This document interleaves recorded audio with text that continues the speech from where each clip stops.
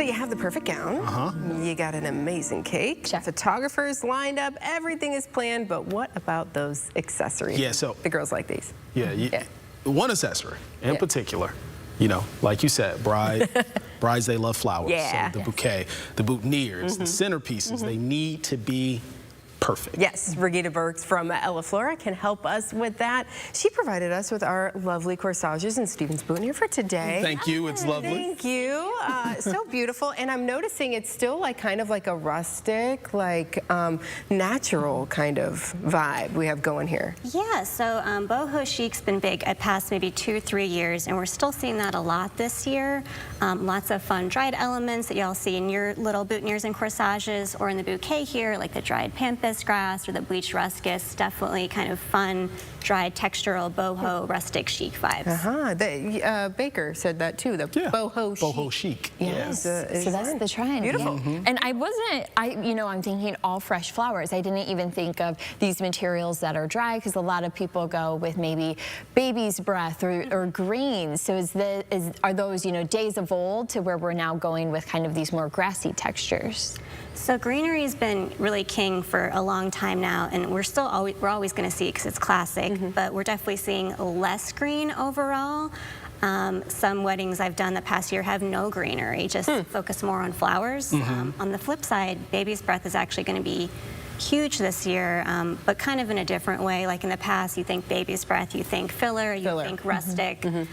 We're using it more to make like cloud shapes, a little bit more modern, a little bit more funky. We can paint it, so we're kind of going a different direction, but I've got a lot of clients asking for baby's breath in particular. Okay. Yeah. But in a new spin on that. So let's talk about color for a bit. So are you seeing, does the color depend on the season? So a different color for fall, the summer, springtime, winter, like right now.